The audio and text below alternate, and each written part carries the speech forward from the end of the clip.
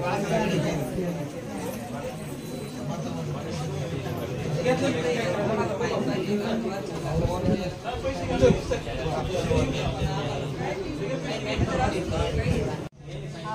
3 वर्ष झाले डागाची चोरी झाली, व्याज आणि मुद्दल भरायला पण तयार आहे तरी आमचे डाग भेटाने। आज 3 वर्ष झाले डाग बँकेत येऊन चोर पण सुटले तरी आमचे पैसे डाग भेटाने आणि लग्न कार्य असले त्या डागांचा आम्हाला आनंदही घेता येत नाही, मग उपयोग तरी काय? चोरी झालेली 3 वर्ष झाले तरी आम्ही व्याज भरू नये, आम्हाला डाग भेटत नाही। लग्न कार्य किंवा घरात काही कार्यक्रम सणासुदीच्या वेळेस आम्हाला त्या डागांचा आनंद लुटता येत नाही। तेव्हा कळकळीची विनंती आहे, आम्हाला लवकरात लवकर हे डाग भेटले पाहिजे, नाहीतर आम्ही हा मोर्चा आहे ना तर मॅनेजर पर्यंत नेण्याचा प्रयत्न करू। आज या ठिकाणी जवळजवळ 3 वर्ष या चोरीला झालेली आहेत, तरी 3 वर्ष होऊन देखील अजून कोणालाही डाग भेटत नाहीत। स्वतःचे डाग त्या ठिकाणी बँकेमध्ये ठेवलेत गहाण, आणि गहाण ठेवताना ज्या दिवशी नियम असा आहे की ज्या दिवशी चोरी झाली त्याच्यानंतर कुठल्याही प्रकारचं बँकेने व्याज घेऊ नये। कारणच काय व्याज द्यायची?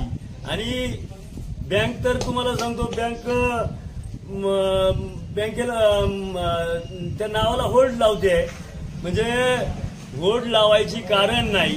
बँकेने जे आतापर्यंत व्याज भरले, ज्या दिवशी चोरी झाली त्या दिवसापासून आतापर्यंत प्रत्येक शेतकऱ्याचं, प्रत्येक ज्यांनी डाग ठेवलेत अशा सर्व शेतकऱ्यांचे, महिलांचे त्या ठिकाणी व्याज परत रिटर्न दिलं पाहिजे।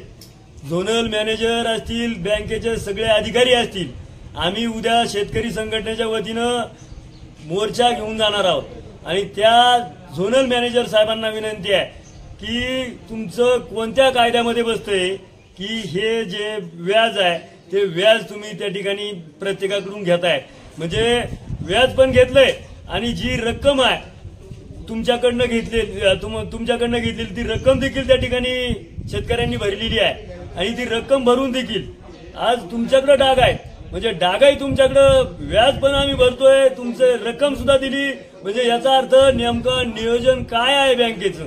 म्हणजे नुसतं शेतकऱ्यांना, लोकांना लुटण्यासाठी बँक आहे की कशासाठी बँक आहे हे आम्हाला आजला कळत नाही।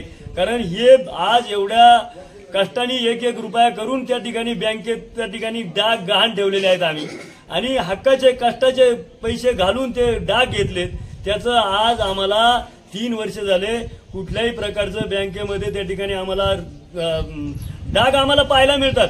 डाग त्या ठिकाणी चोरी ज्या दिवशी झाली त्या दिवसापासून चोर देखील सुटलेत बँकेत याच्यामधून, आणि चोर सुटलेत आणि बँकेत मात्र तुम्ही सांगताय की बँक तो खटला चालू आहे, तिकडं कोर्टात चालू आहे। कोर्टात आम्हाला घेणं देणं नाही, आम्हाला कोर्टाचा संबंध नाही। आम्ही कोणाकडे ठेवलेत? बँकेत ठेवलेत गहाण डाग, आम्ही पावत्या ठेवल्यात, आमच्याकडे पावत्या आहेत म्हणल्यावर तुम्हाला द्यायला हरकत काय? आमचे डाग तुम्ही तिकडे गोंधळ घाला, तुमचं बँकेत तिकडे कोर्टात जायचंय का तुम्हाला? कुठं जायचंय ते बँक आणि कोर्ट आणि चोर, ते तुम्ही तुमचा गोंधळ घाला।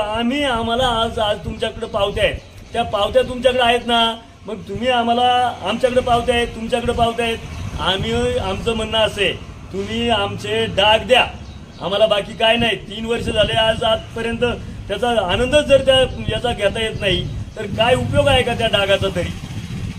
बरोबर।